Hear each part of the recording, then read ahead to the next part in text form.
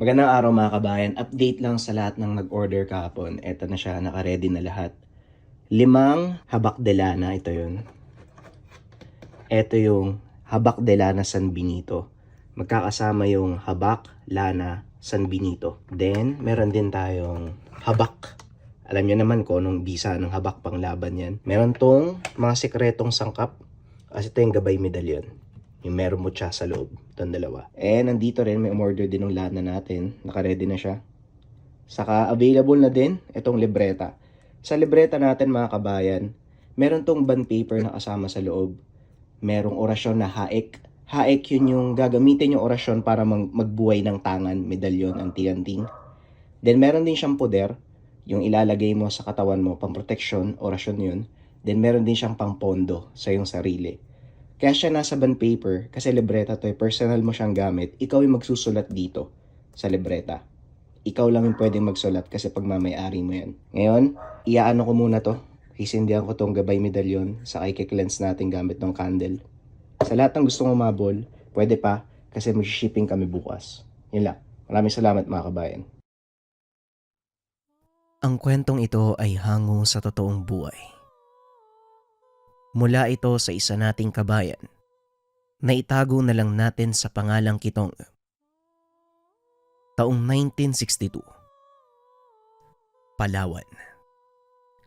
Sa munting bayan ng Borlan, tahimik at masayang namumuhay ang pamilya ni Kitong. Nang mga panong ito, unti-unti niyang natatanggap ang pagkawala ni Tatay Benji. Magdadalawang buwan na ang nakakalipas mula nang mamaalam ang matanda.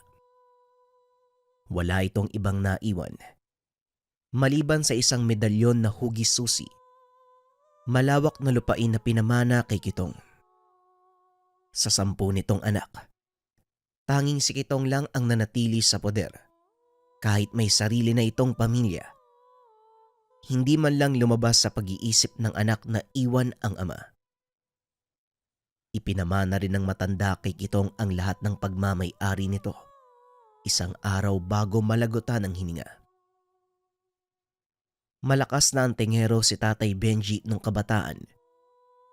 Marami-rami ding nilalang ang pinahirapan at binawian nito ng buhay. Kaakibat nito, madalas siyang may nakakaaway dahil mabilis uminit ang ulo. Lalong-lalo na kapag alam niya na nasa panig ng kaliwa ang kinakausap. Ang bahay ni Kitong ay nasa gitnang bahagi ng baryo, kasama ang may bahay na si Rofa at ang 2 anak na si Bonjo at Kulas. Ang hanap buhay naman nila ay pagsasaka. Medyo may kalayuan man ang lupaing naiwan ni Tatay Benji. Wala namang magagawa si Kitong kung hindi ang tumungo sa lupain. Gayong dito nakasalalay ang makakain ng buong pamilya. Tanging pagsasaka lang din ang alam na hanap buhay ni Kitong. Paminsan maaga itong umaalis sa tahanan upang mananggot ng niyog. Ang panunuba ang pangunahing pinagkakakitaan. Dito rin kumukuha si Kitong ng pambaon ng mga anak. Isang hapon araw ng Biyernes, medyo maulan ang panahon.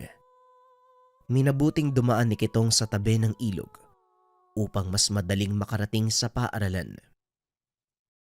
Tuwing hapon kasi, bago ito umuwi ng tahanan, sinasadya muna nitong dumaan sa paaralan upang sunduin ang mga anak. Isang bukid din ang pagitan ng tahanan at ng paaralan. Kasalukuyang binabagtas ni Kitong ang tabing ilog. Ngunit habang nasa daan, bigla itong natigilan nang bumuhos ang malakas na ulan. Kagad siyang sumilong sa isang malaking puno. Ayon kay Kitong, meron itong makapal na dahon.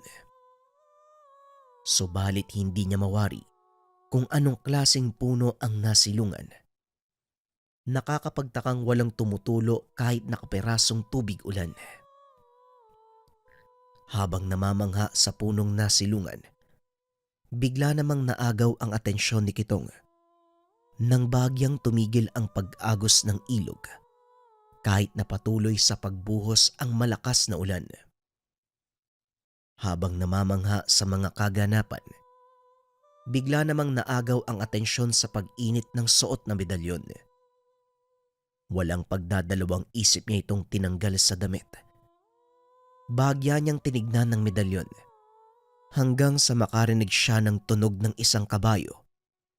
Nagulantang siya nang mapansin na isang tikbalang ang tinitignan. Ilang sandali siyang nakatitig sa nilalang hanggang sa magtakbuhan ang mga ito nang unti-unting tumigil ang ulan.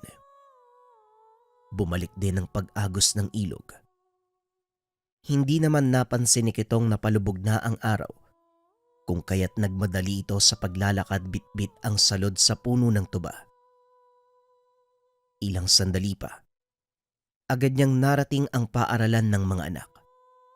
Subalit hindi niya makita sa tagpuan ang mga ito. Kagad nagpa siyang umuwi si Kitong dahil maaaring hindi nakapag-antay ang mga bata at nauna nang umuwi.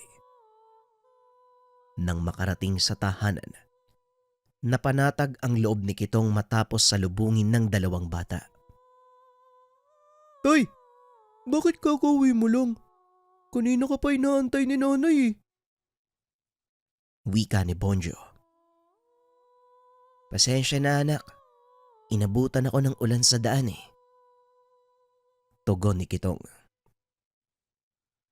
Umulan ba sa bukid? Alasya, punasan mo nga ng tuyong damit ang ulo mo at saka asikasuhin ng mga tuba. Wika ng kanyang asawa na si Rofa. Oo mahal, malakas ang ulan sa bukid. Sa ilog na nga ako dumaan para mas mapadali yung pag-uwi ko. Kaso bumuhos naman ang husto. Pansin ko din yung tuyong mga dahon sa labas ah. Hindi ba umulan dito? Tanong ni Kitong. Hindi naman. Buong araw ngang mainit eh. Tugon ni Rofa. Labis namang nagtaka si Kitong dahil sa lakas ng ulan na sumalubong sa daan. Bakit hindi ito umabot hanggang baryo? Muli ding nanumbalik kay Kitong ang mga nakita sa ilog. Naisip niya na marahil may kinalaman dito ang nakitang tikbalang. Hindi niya rin ito ibinahagi kay Rofa sa kadahilanang ayaw niya itong mag-alala.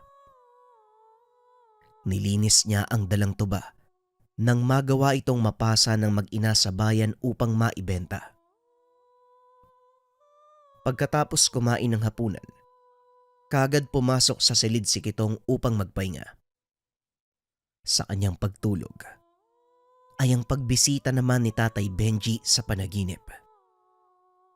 Nagpakita ito sa isang batis habang suot ang isang makapal na baluti. May hawak na espada, medalyon na katulad na ibinigay kay Kitong. Anak, makinig ka. Mag-ingat ka sa mga taong nakakasalamuha mo. Naway magawa mong pangibabawa ng iyong emosyon. Huwag mo kong alalahanin dahil masaya na ako naninilbihan sa amang may likha. Wika ni Tatay Benji. Matapos itong masambit ni Tatay Benji, mas minabuti nitong sabihin kay Kitong ang 5 buhay na salita na siyang susi upang manumbalik ang dating lakas ng medalyon. Dagdag pa ni Tatay Benji, tuwing unang Biyernes ng bawat buwan lamang ito maaaring sambitin at iihip sa medalyon. Kinabukasan, tulad ng nakagawian, maaga pang nagising si Kitong upang tumungo sa bukid. Mag-aalas 5 pa lang ng umaga, ngunit tapos na ang pagkakape ni Kitong. Nakahanda na ang sanggot at salog. Habang nasa daanan, pansin ni Kitong ang iilang mga taong may bitbit na sako. Hindi naman bababa sa 5 ang bilang ng mga ito. Ngunit ang nakaagaw ng atensyon, ang sako nitong dala ay may tumutulong dugo. Kitang-kita rin ang mga humpak nitong muka. Nakapaakong maglakad at napakabaho ng mga amoy. Nung una, inisip ni Kitong marahil patay na hayop lang ang dala. Subalit nakumpirma niya na nanggagaling ang amoy sa mga taong nakasalubong dahil lalong naging mabaho ang amoy paglapit sa kanyang kinakatayuan. Ramdam ni Kitong ang muling pag-init ng suot na medalyon, kasabay ng pagtataka dahil hindi siya nakikita ng mga taong nasasalubong. Halos tumagal ng ilang minuto bago tuluyang nakalayo ang mga ito. Pagdating naman sa bukid, inakyat ni Kitong ang unang nyug. Labis ang gaan ng katawan ni Kitong, kaya't hindi na ito nagpahinga at patuloy na lang sa pagtatrabaho. Nung una, inisip ni Kitong na marahil maganda lamang ang tiyempo ng katawan. Subalit matapos sanggutan ang lahat ng nyug, hindi pa rin siya nakakaramdam ng pagod. Dito niya naalala ang suot na medalyon. Buong maghapon nang nagtatrabaho si Kitong sa bukid. Halos ubusin na nito ang sanga ng mga puno dahil sa plano niyang pag-uling. Pagdating naman ng 3:00, sinimulan ng tahaki ni Kitong ang daan pauwi. Sa pagkakataong ito, sinadya niyang dumaan sa paanan ng kabundukan dahil mataas pa naman ang sikat ng araw. Habang binabagtas ang daan, bigla namang nasipat ang grupo ng mga kalalakihan na pasalubong sa daan.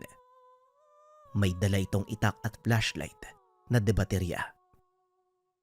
Mahahalata sa mga mukha nito ang pagod at pagmamadali. Hindi naman nagtagal, nakilala niya ang mga ito. "Oh, paring Marsing, saan ang tungo niyo?" Tanong ni Kitong. Pre, kahapon pa nawawala ang anak ko eh. Ganon din sina Marbel at Rene, yung dalawang anak ni paring Rodel. Ang sabi sa bayan, merong nakakita na sumama daw ang mga bata sa isang matanda. Hindi naman nagduda yung mga kabaryo natin kasi normal lang naman yung itsura eh. May nakapagsabi na dito sa direksyon to, dito huling nakita sila. Wika ni Marsing.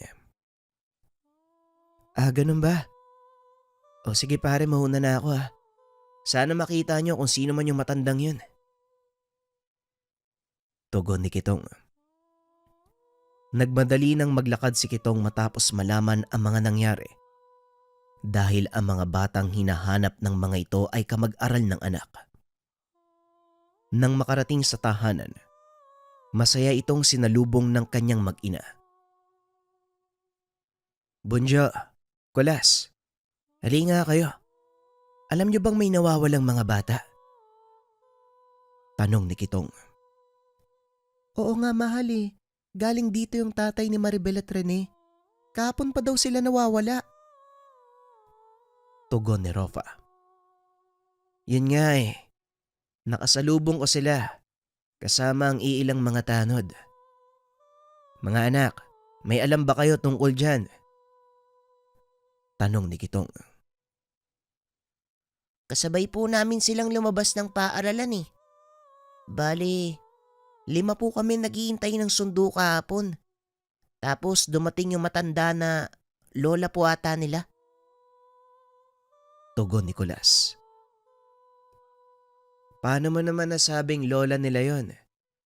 Kilala mo ba kung sino ang lola ni Rene? Tanong ni Kitong. Hindi tay. Kasi mabilis silang sumama eh. Tapos hinawakan nila yung kamay ng matanda. Kaya akala ko po lola nila yun. Tapos yung anak din ni Mang Marsing, nakisabay kasi magdidilim na daw po eh. Niyaya pa nga kaming sumama sa kanila kaso nakita naman ni kuya si nanay na papalapit. Tapos bigla na lang pong umalis yung matanda. Wika ni Kulas. Halos manlambot ang tuhod ni Kitong sa mga narinig. Mabuti na lamang ay dumating ang kanyang asawa. Matapos ang pag-uusap, pumasok naman ang buong pamilya sa loob ng tahanan. Naganda na si Ropa ng makakain. Bumalik na rin sa normal ang lahat. at tila kinalimutan ang mga nangyari. Habang abalang kumakain si Kitong, ramdam nito ang unti-unting pag-init ng medalyon. Sa pagkakataong ito, sinimulan niyang makiramdam sa buong lugar. Maya-maya pa, bigla namang tumunog ang kukok mula sa puno ng kawayan. Ang kukok ay isang uri ng ibon na may kulay pulang mata. Kulay pula rin ang iilang balahibo nito na may halong itim. Mukha itong lawin, ngunit alaga ito ng aswang. Hindi ito pinansin ni Kitong hanggang sa naging 3 ibon ang paikot-ikot sa tahanan. Makalipas ang ilang sandali pa, bigla naman silang tumigil sa paghuni.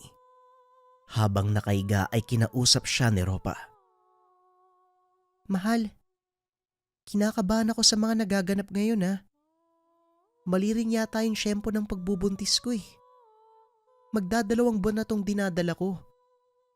Pinapaalala ko lang sa'yo ha. Mamaya mabiktima tayo dito eh.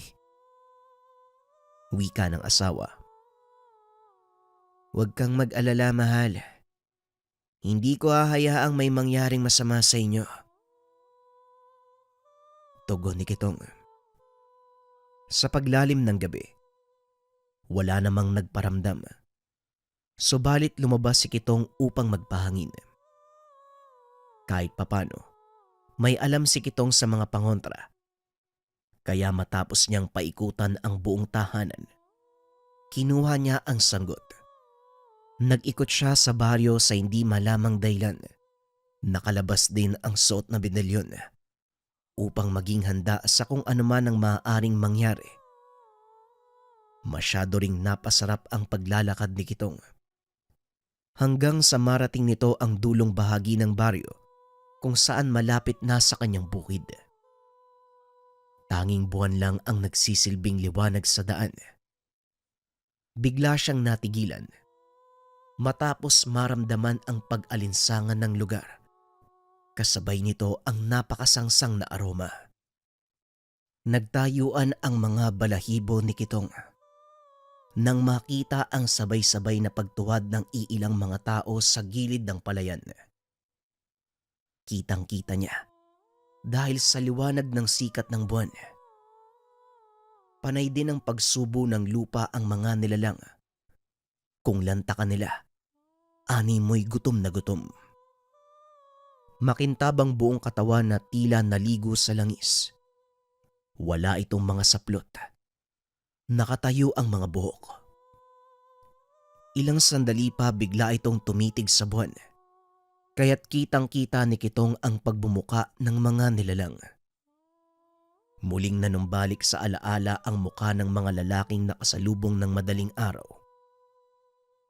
Ilang sandali pa, kapansin-pansin ang paglapit ng isang patpating matanda. Merong dalang sako, habang dahan-dahang tumutungo sa harap ng mga nilalang. Sa patuloy na pagmamasid ni Kitong, kitang-kita nito kung papaanong kunin ng matanda ang laman ng sako. Ulo ng bata. Ito ang kamag-aral ni Nicolas na si Rene. Ilang sandali pa ibinuka ng matanda ang malaki nitong bunganga. Tila ahas sa sobrang laki. Nagawa nitong lunukin ang ulo nang walang kahirap-hirap. Makalipas ang ilang sandali, unti-unti namang nagsibukahan ng bunganga ng iilang aswang na kaninang nakatitig lang sa buwan. Bigla itong nagkumpulan sa harapan ng matanda. Dahan-dahang ibinuka ng matanda ang bunganga habang tumutulo ang itim na likido. Dali-dali naman itong sinalo ng mga aswang gamit ang kanilang bunganga. Kung titignan, animoy uhaw na uhaw ang mga ito. Sabik na sabik matikman ang likidong inilalabas ng matanda. Nang makainom ang lahat ng nilalang, isa-isang nangisay ang mga ito na animoy uod na binuhusan ng asin. Samantalang ang matanda naman nanatiling nakatayo sa harap ng mga nilalang. Maya-maya pa, biglang naging pula ang mga nanlilisik nitong mga mata. Napunit ang mga balat. Nagpalit ng anyo bilang mga aso. Iba't ibang direksyon ang pinuntahan ng mga ito hanggang sa ang matanda na lamang ang naiwan. Bigla itong tumuhad. Nakarinig si Kitong ng boses ng iilang tao na kasalukuyang dumadaan sa kahon ng palayan. Bigla itong napatitig sa mga daanan, bagyang kinabahan sa maaaring maganap. Subalit pagbalik niya ng tingin sa matanda, wala na ito doon sa lugar. Matyaga niyang pinagmasdan ng paligid, ngunit hindi niya na ito nasilayan. Hindi nagtagal, umuwi na si Kitong nang dahil sa takot. Sa pagtahak ng daan pabalik sa tahanan, napabunot siya ng sanggot matapos makita ang malaking itim na aso sa daanan. Umiikot ito sa isang bahay. Alam ni Kitong na may masamang balak ang nilalang, kung kaya't sinadya niya itong ikutan.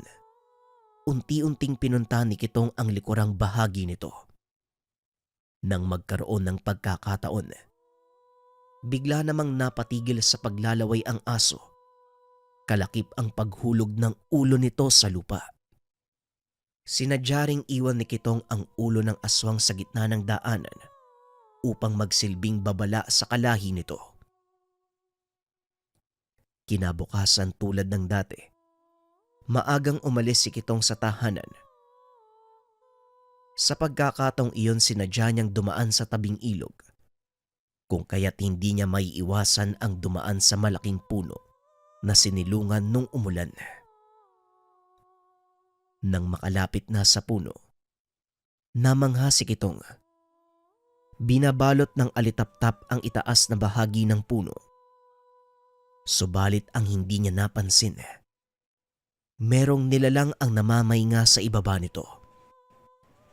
Bigla namang napatigil sa paglalakad si Kitong matapos makita ang kulay puting tikbalang.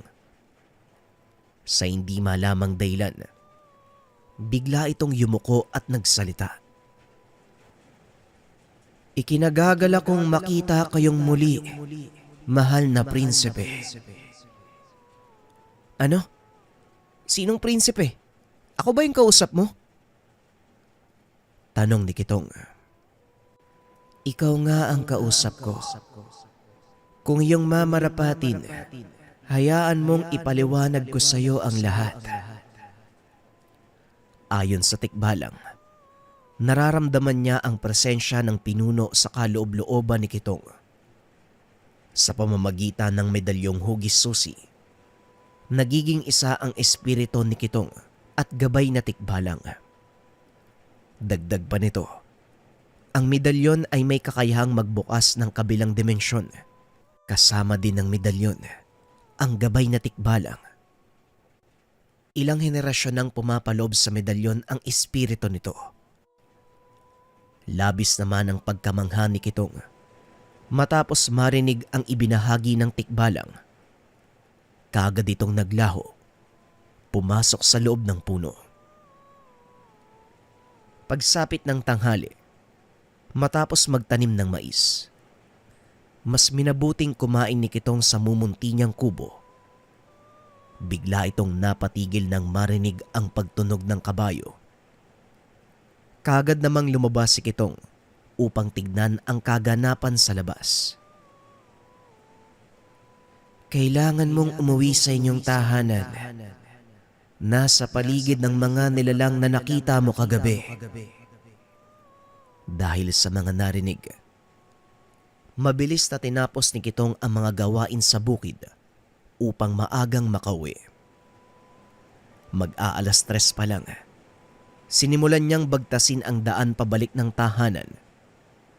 Mas minabuti namang dumaan ni Kitong sa tabing ilog. Pagbukas ng nakatagong lagusan sa malaking puno, kagad siyang nakauwi. Matapos lumusot sa lagusan sa malawak na kawayan, malapit sa tahanan. Nakita niya si Ropa na abala sa pagkuha ng mga sampay na mga damit. O mahal, ang aga mo atang umuwi ngayon. Tanong ni Ropa. Nasaan yung mga bata?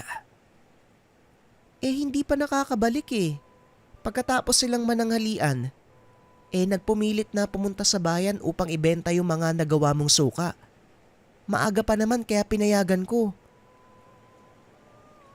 Tugon ng asawa. O sige, pagkatapos mo dyan, isara mo ang lahat ng bintana at pintuan. Mamaya ko na ipapaliwanag. Basta sundin mo lang ang sinasabi ko. Dali-daling umalis si Kitong upang sundan ang mga anak sa bayan. Medyo mahaba din ang lalakarin nito. Hindi naman ito naging hadlang kay Kitong dahil matapos niyang bumalik sa lagusang nasa kawayan. Bigla naman itong lumabas sa isang malaking puno sa gitna ng bahagi ng bayan. Ilang sandali pa, hindi naman naging madamot ang tadhana at nakita ang mga anak. Habang siya ay dahan-dahang lumalapit, pansin niya ang matandang sumusunod sa mga anak. Ito rin ang kaparehong matanda na nakita niyang kumain ng ulo ni Rene. Kaagad na pinuntahan ni Kitong ang mga anak. Nagulat ang matanda dahil hindi niya naramdaman ang presensya ni Kitong. Nang makalapit, bigla namang uminit ang ulo ni Kitong, kung kaya't dinuro niya ang matanda. Hoy, kilala kita. Ayoko nang makita yung pagmumukha mo. Dahil kung hindi, mapipilitan akong pugutan ka ng ulo. Wika ni Kitong, sabay dura sa harapan nito. Hindi naman umimik ang matanda. Subalit kitang-kita ang galit nito dahil sa pambabastos na ginawa ni Kitong. Dali-dali silang lumayo upang umiwas sa gulo. Pagkarating sa tahanan, nagpausok si Kitong upang itaboy ang masasamang elementong umaaligid sa tahanan. Sa paglubog ng araw, matapos silang maghapunan, sinadya niya namang hasain ang sanggot. Pagsapit ng saktong 8:00, rinig niya ang pag-alulong ng mga aso. Panatag naman si Kitong na hindi makakapasok ang mga nilalang sa bakuran dahil puno ng makabuhay ang bawat bakod. Halo-halong tunog ang naririnig nila mula sa labas ng tahanan. May babaeng umiiyak, may mga tumatawa at iba't ibang uri ng anghel. Biglang tumahimik ang paligid. Ramdam ang pag-init sa buong lugar at pagkalat ng napakabahong aroma. Mahal, paglabas ko ng tahanan, siguraduhin mong nakasara ng maayos ang pintuan. Kahit anong mangyari, huwag kayong lalabas ng bahay. Huwag kang mag-alala. Uubusin ko mga demonyong yan. Wika ni Kitong. Paglabas ito ng pintuan, nakita niya ang matanda sa labas ng tahanan. Bumubuka ang bibig nito na tila ba inaantay siya. Naglalaway. Nanlilisik ang pulang mga mata. Nakataas ang lahat ng buhok. Ikaw ang dahilan kung bakit nawala ang isa sa aking mga kalahi. Pero walang problema. Dahil higit pa sa inaasahan ko ang magiging kapalit. Wika ng matanda. Manahimik ang demonyo ka. Dahil kagaya ng apo mo, ganon din ang sasapitin mo. Tugon ni Kitong. Susugod na sana si Kitong. Ngunit napansin niya na maraming aso ang nag-aabang sa likod ng matanda. Hanggang sa nakarinig siya ng boses. Magtiwala ka. Hindi ka mapapansin ng mga yan. Wika ng tikbalang. Kagad lumapit si Kitong. Laking gulat niya dahil hindi siya nakikita ng mga nilalang. Mabilis niyang pinugutan ng ulo ang malalaking aso. Sinubukan pang gamitin ng mga nilalang ang kanilang pang-amoy. Ngunit hindi nila makuha ang bakas ni Kitong. Nagsipulasan ang mga ito. Ngunit patuloy lang sa paglagas ang kanilang pangkat. Nang hindi na makapagtimpi ang nilalang, mabilis itong kumilos. Nagdura ng kulay itim na likido. Tumama ito sa katawan ni Kitong na siyang nagpakita sa kanyang kinaroroonan. Umangil ang mga ito. Sabay-sabay na humarap kay Kitong.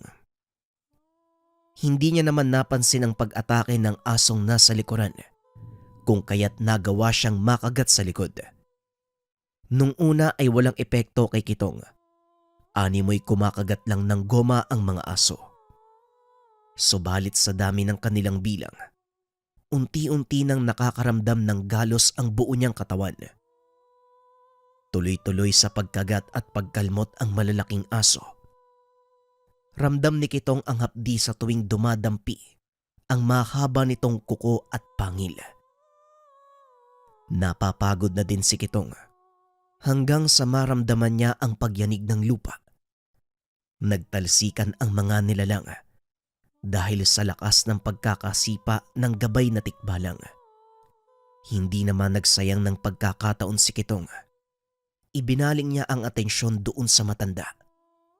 Mukha na itong aso at punong-puno ng balahibo. Sinugod niya ito, subalit mabilis na nakaiwas ang nilalang. Hanggang sa may kung anong pumapasok na orasyon sa kanyang isipan, inusal niya ito doon sa medalyon. Nagtaka ang matandang aswang. Hindi na naman niya nakita si Kitong. Tatakbo pa sana ito palayo. Subalit bigla siyang natigilan. Nahiwa ang kanyang tiyan. Lumabas ang bituka. Ngayon, demonyo, dito ka na matatapos. Masyado ng maraming tawang pinarwisyo mo. Panahon na para ibalik ka sa impyernong pinanggalingan. Wika ni Kitong. Pinugutan niya ng ulo ang aswang. Paglingon niya sa gabay na tikbalang, naubos na ang iba pang nilalang. Huwag kang mag-alala, Kitong. Ako nang bahala sa mga ito. Hindi na sila makakabalik pa ng buhay. Labis ang pasasalamat ni Kitong sa naging kasanggang tikbalang. Hindi rin ito ang naging huling pagkikita ng dalawa, sapagkat patuloy na umalalay kay Kitong ang gabay, lalo na sa tuwing nagtatrabaho siya sa bukid. Mabilis na lumipas ang panahon matapos nun. Namaalam si Kitong sa edad na 58. Bigla na lamang itong hindi nagising. Nakapagtataka dahil nawala din ang medalyon nito sa leeg.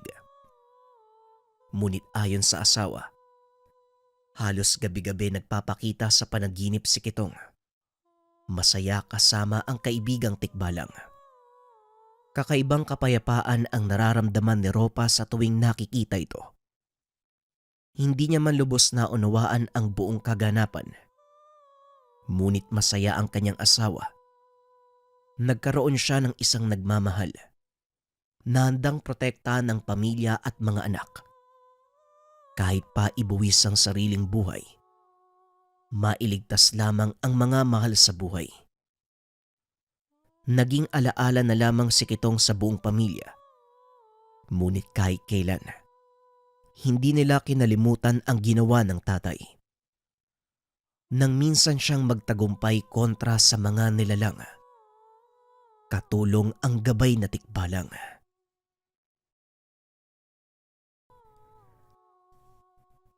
Ang kwentong ito ay hango sa totoong buhay. Mula ito sa isa nating kabayan na itago na lang natin sa pangalang Andres. Walang eksaktong taon. Puerto Galera.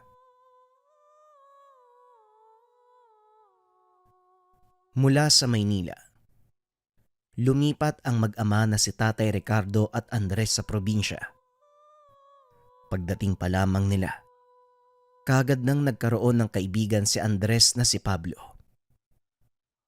5 taon ang tanda nito sa kanya. Naging malapit ang dalawa. Madalas nasa bahay nila Andres si Pablo. Habang lumilipas ang mga araw, lalo pang tumibay ang pagkakaibigan ni Andres at Pablo.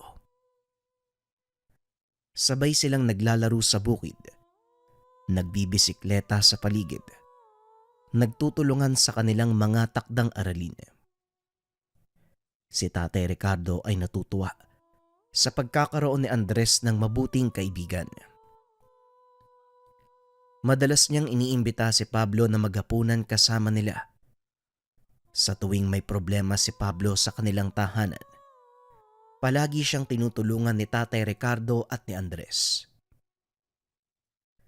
Sa bawat hamon at saya na kanilang nararanasan, naging parang magkapatid na ang turingan ni Andres at Pablo. Dumaan man ang mga taon, hindi natitinag ang kanilang pagkakaibigan. Palaging magkasama sa hirap at ginhawa. Mabuti na lang naging kaibigan kita, Andres, no? Kundi, mag-isa lang ako palagi kagaya dati. Wika ni Pablo sa kaibigan.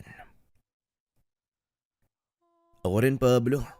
Mas masaya ang buhay dito sa probinsya dahil sa'yo. Palagi tayo magkasama sa lahat ng bagay, ano? Tugon ni Andres habang sila ay nasa bakuran. Salamat din kay Tatay Ricardo. Ang bait niya eh. Parang anak na nga yung turing niya sa akin. Wika ni Pablo. Oo nga eh. Palagi niyang sinasabi na ang kaibigan ay parang kapatid na din. Kaya kahit anong problema, malalagpasan natin yan. Muling wika ni Andres. Habang nagbibinata, mas lalong tumibay ang samahan ng magkaibigan. Dumating ang isang araw. Bigla na lamang may lumipat na isang babae sa baryo nila Andres. Ito ay si Soledad. Balingkitan ang balakang. Maamo ang muka at porselana ang kutis. Kagad na nakuha ni Soledad ang atensyon ni Andres at ng iba pang mga kalalakihan sa kanilang baryo, maliban na lamang kay Pablo. Pablo, nakita mo yung Soledad? Ang ganda, no? Hindi ko mapigilang tignan kapag dumadaan siya eh. Wika ni Andres habang nakaupo sa trangkahan. Oo, napapansin ko rin siya pero hinahayaan ko na lang. Marami pa tayong dapat gawin sa bukid eh. Tugon ni Pablo. Siguro nga pero hindi ko maalis sa isip ko si Soledad. Gusto ko siyang makilala ng husto eh. Wika ni Andres. Lumipas pa ang mga araw. Naging malapit sina Andres at Soledad. Palagi silang nag-uusap, nagkakasama sa iba't ibang gawain sa baryo.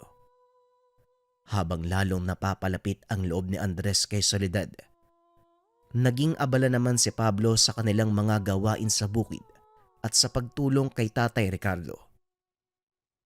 Bagaman tila nagkakaroon ng pagbabago sa kanilang pagkakaibigan, nanatiling matatag si Pablo sa pagsuporta kay Andres. Bakit ba nagagandahan kayo kay Soledad? Halos pareho lang siya ng ibang kababaihan dito sa baryo natin. Tanong ni Pablo. Anong sinasabi mong parehas? Tignan mo nga yung katawan ni Soledad. Ibang-iba sa mga kababaihan dito. Hindi ko alam kung ano ba yung tipo mo sa babae. Para kang bulag eh. Wika ni Andres. Kagad namang sumagot si Pablo. Ay nako, parehas lang. Hindi ko talaga tipo si Soledad eh. Naiinis ako sa kanya eh. Parang may iba sa babaeng yan, tol. Ewan ko kung ano ba eh. Hindi ko alam kung nung nakikita nyo kay Soledad. Wika ni Pablo. Baka naman kasi hindi ka tunay na lalaki. Kaya naiinggit ka sa ganda ni Soledad. Pabirong wika ni Andres. Kagad niyang binatukan ng kaibigan. Ikaw, puro kakalokohan, sungal-ngaling kaya kita. Hindi kasi ako tumitingin sa panlabas na anyo ng isang tao. Mas nais ko pa mag-asawa at magmahal ng hindi kagandahan. Basta mabuti ang kalooban. Iba yung nararamdaman ko dyan eh. Ang panlabas na anyo kumukupas. Pero ang kagandahan ng loob kailanman hindi mawawala yan. Wika ni Pablo. Nagulat sila dahil biglang pumalakpak si Tatay Ricardo.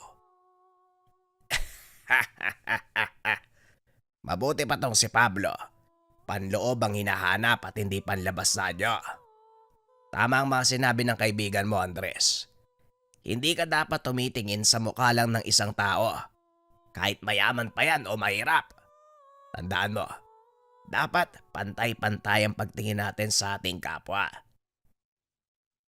Wika ni Tatay Ricardo. Napakamot na lang sa ulo si Andres. Ay naku, ano bang laban ko sa inyong dalawa? Kung sa bagay may punto nga naman kayo. O mula ngayon babaguhin ko na yung pananaw ko sa buhay. Papakinggan ko kayong dalawa. Wika ni Andres. Yan, ganyan dapat. Mas mabuti kung lagi nating susuriin yung pagkatao kaysa sa panlabas na anyo. Oo, makakakuha ng atensyon natin ng kagandahan. Pero para manatili ang pagmamahal, mabuting kalooban ng kailangan. Wika ni Pablo. Habang lumilipas ang mga araw, unti-unting nagbago ang pananaw ni Andres.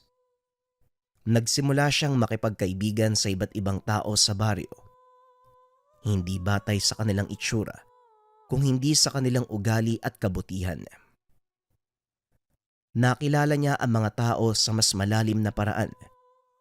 Naging mas masaya siya sa kanyang mga bagong karanasan.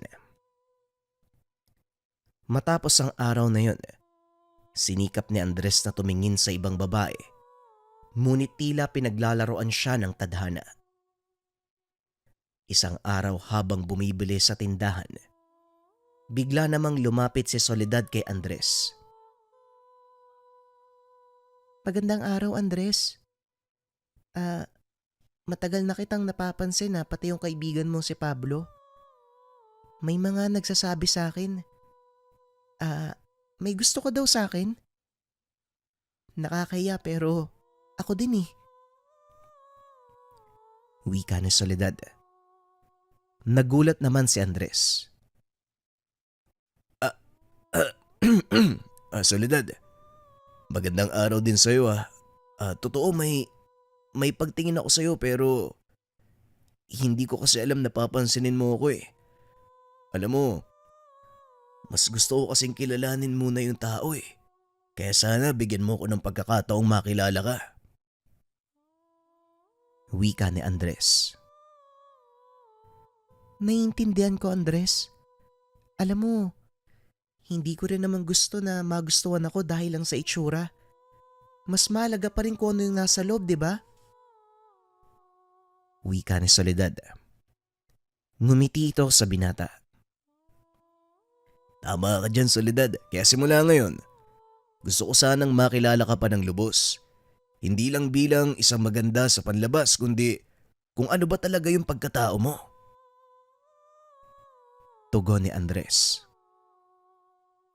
Ako rin, Andres. Gusto ko ring makilala ka at ang kaibigan mong si Pablo. Magkababaryo tayong lahat. Mas mabuting magkakilala tayo ng husto. Wika ni Soledad. Simula noon, naging magkaibigan sina Andres, Soledad at Pablo. Masayang nagsasama sa iba't ibang gawain sa baryo. Natutunan ni Andres na ang tunay na kagandahan ay nasa kalooban ng tao. Naging mas malapit sila ni Soledad sa isa't isa. Andres, napapansin ko, natutunan mo na ang mahalagang aral sa buhay. Masaya ko para sa'yo ha. Wika ni Tatay Ricardo sa anak.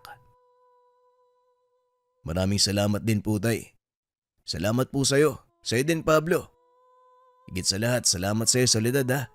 Sa pagbibigay ng pagkakataon na makilala kita. Wika ni Andres. Walang anuman no. At saka masaya din ako. Naging bahagi kayo ng buhay ko. Wika ni Soledad. Wala namang imik si Pablo dahil kahit napapalapit na siya sa dalaga, pakiramdam niya, hindi niya ito maaaring pagkatiwalaan sa hindi malamang dahilan. Pakiramdam ni Pablo, hindi naging totoo sa kanila si Soledad. Nabubulag lamang sila sa pagpapanggap nito. Dahil sa paghihinala, nagpa siya si Pablo na palihim na sundan at manmana ng dalaga. Hanggang sa sumapit ang kaarawan ni Soledad. Ilan lamang ang inimbita ni Soledad sa kanyang tahanan.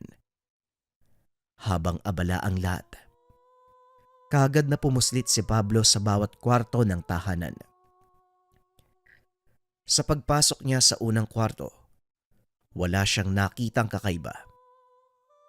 Patuloy siyang naghanap at sa pangalawang silid, may nakita siyang lumang kahon na nakasara. Kaagad niya itong binuksan. Sa loob ng kahon natagpuan niya ang mga sulat at larawan. Ang mga sulat ay mula sa iba't ibang tao na tila naglalaman ng mga reklamo, hinanaing laban kay Soledad. May mga larawan din na nagpapakita ng iba't ibang lalaki na kasama niya sa iba't ibang lugar. Teka, ano kayang ibig sabihin nito? Sabi na nga ba hindi dapat pagkatiwalaan ng babaeng yun Wika ni Pablo sa sarili habang patuloy na nagbabasa.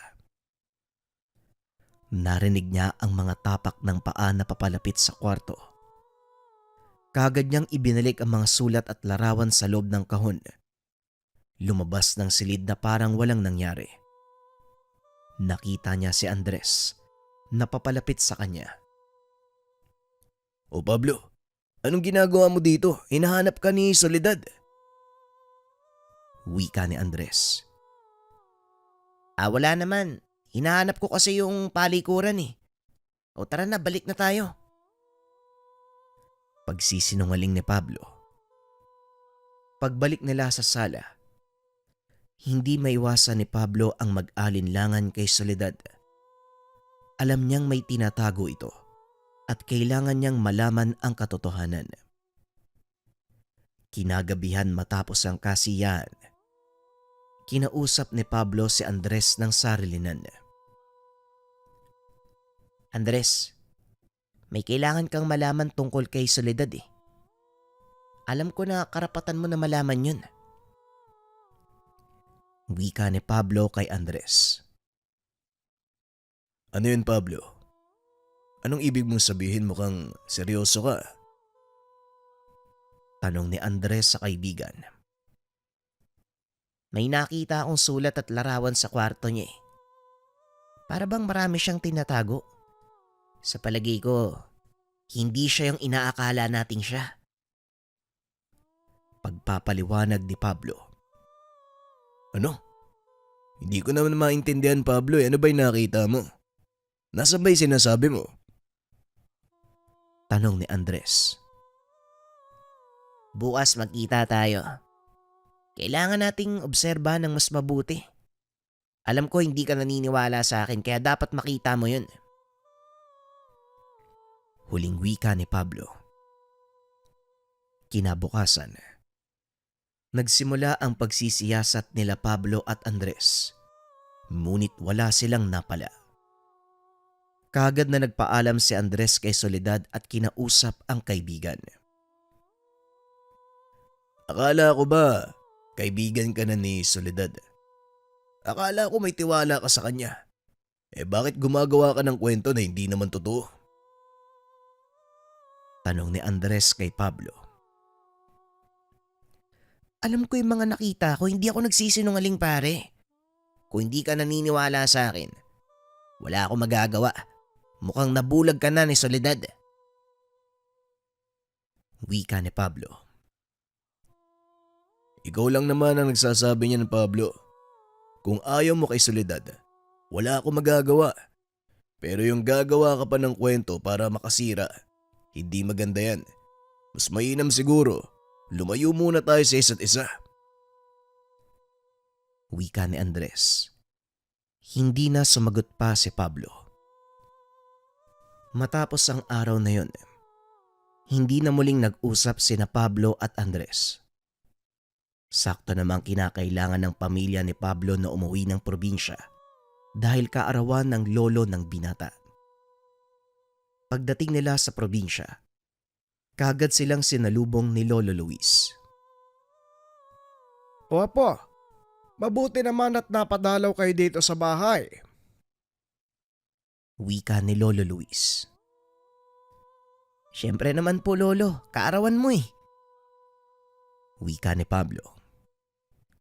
Ipinagdiwang ng pamilya ang kaarawan ni Lolo Luis. Kinabukasan matapos ang handaan, napansin ni Lolo Luis na malungkot ang apo. O apo, may problema ba? Pansin ko na yan pagdating mo pa lang dito eh. Wika ng lolo. Hindi na napigilan ni Pablo ang sarili. Kaagad na pinaliwanag ang mga nangyari. Nalungkot si Lolo Luis sa mga sinabi ng apo. Simula po nang dumating si Soledad dito, nararamdaman ko po merong kakaiba eh. Para bang nagbago din yung ugali ni Andres. Wika ni Pablo. Soledad.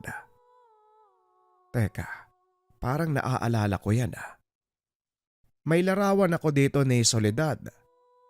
Nanggagayuma yan ng halos lahat ng kalalakihan sa kabilang baryo. Wika ni Lolo Luis. Kaagad na kinuha ang larawan. Pinakita sa apo. Opo lolo, siya nga yan. Yan po si Soledad. Paano po kayo nagkaroon ng larawan niya? Tanong ni Pablo. Kaming mga albularyo sa iba't ibang dako ng lugar, binabalaan ng isa't isa upang hindi na maulit ang mga nangyayari sa biktima. Lalong-lalo na dyan kay Soledad. Bukod sa panggagayuma, meron siyang lahing aswang. Sa oras na makuha niya ang tiwala ng biktima, doon niya papatayin. Wika ni Lolo Luis na siyang ikinagulat ni Pablo. Kung ganun, pwede pong mapahamak yung kaibigan ko. Kailangan ko siyang tulungan lolo. Wika ni Pablo. Kaagad na gandang bumalik si Pablo sa kanilang baryo kasama si Lolo Luis. Meron silang mga dalang kagamitan pangontra sa mga elemento na maaaring makatulong sa pagligtas kay Andres at sa iba pang maaaring maging biktima ni Soledad. Ngunit bago pa man makarating sa kanilang baryo, merong tumambang sa kanila. Mga uri ng nilalang.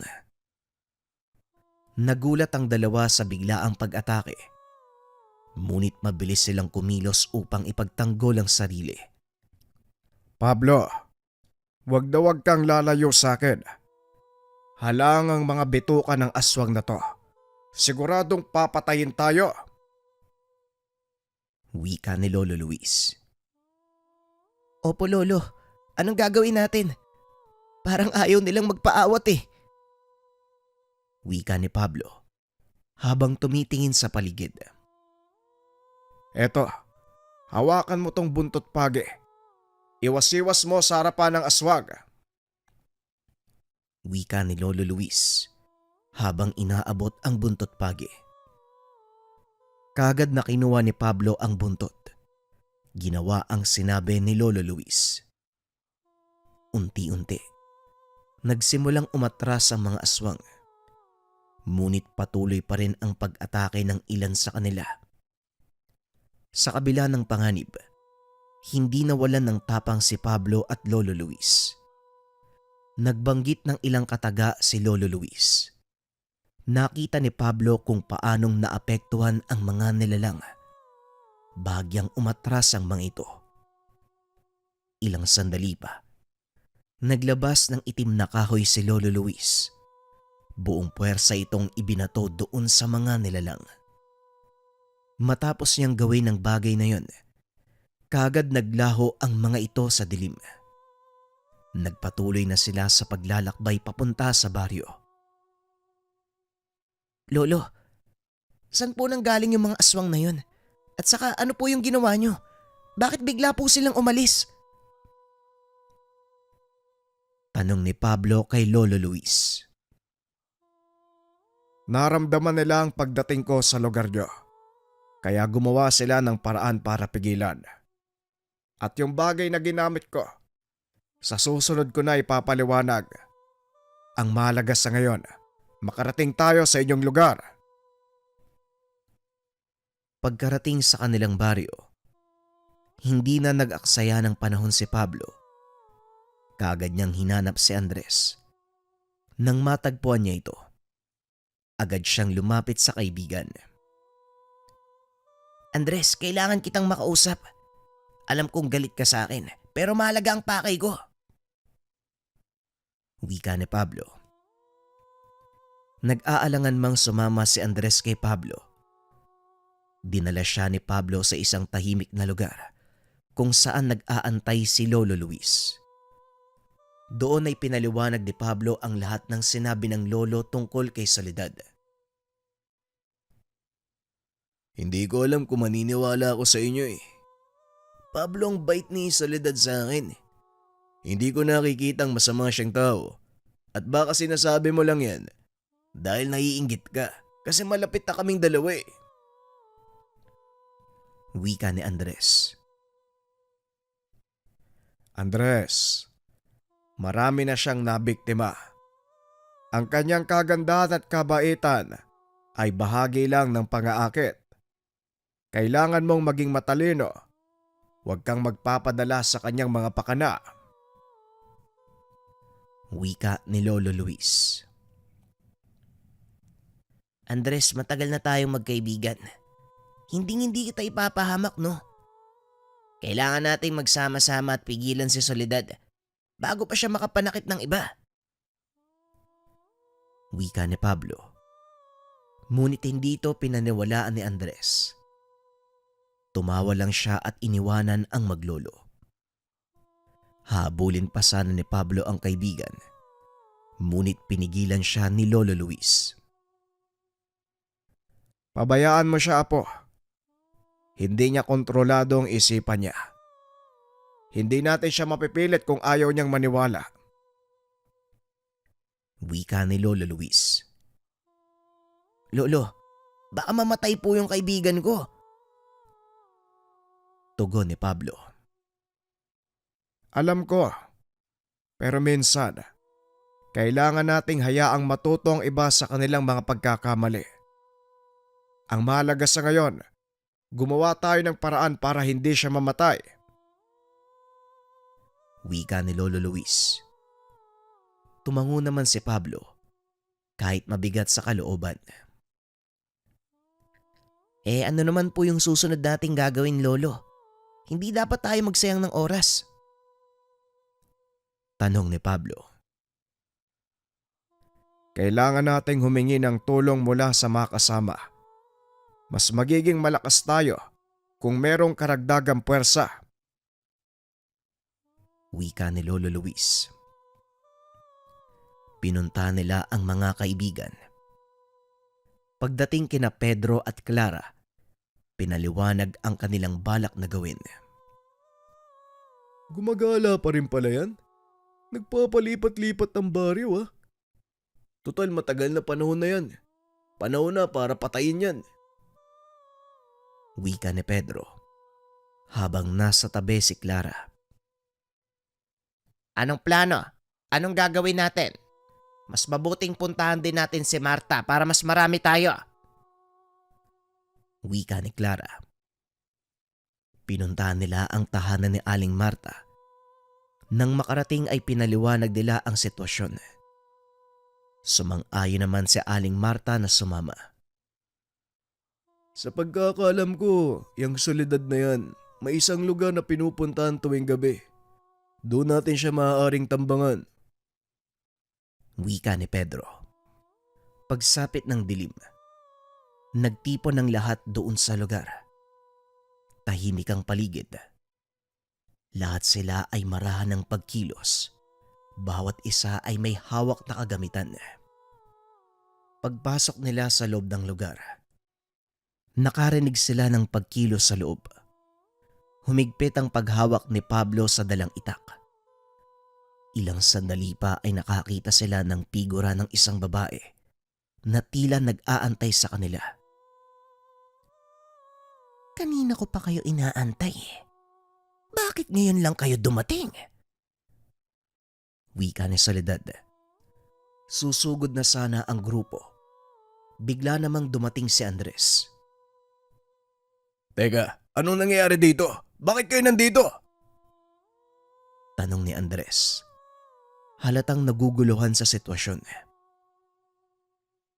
O Andres, mabutit nandito ka. Kailangan ka namin para magising ka sa katotohanan. Wika ni Lolo Luis. Umaasang makukumbinse ang kaibigan ni Pablo. Ano bang sinasabi nyo? Kaming dalawa lang dapat yung magkikita dito eh. Bakit nyo ba siya kinakalaban? Ano bang meron? Tanong ni Andres. Na tila hindi pa rin naniniwala sa kanila. Bigla na lang silang dumating dito, Andres eh. Pinagbibintangan nilang aswang ako eh. Wika ni Soledad. Andres, huwag ka maniwala sa babaeng yan. Marami na siyang nabiktima at ikaw na ang isusunod niya. Wika ni Pablo. Ewan ko sa inyo. Nababaliw na kayo. Talagang nagsama-sama pa kayo dito ha? Tugon ni Andres. Habang nag-uusap ang lahat, unti-unting lumapit si Soledad. Iba na ang aura ng itsura nito. Kumilos na si Lolo Luis. Muli nitong inilabas ang itim na kahoy. Kagad niya itong ibinato kay Soledad.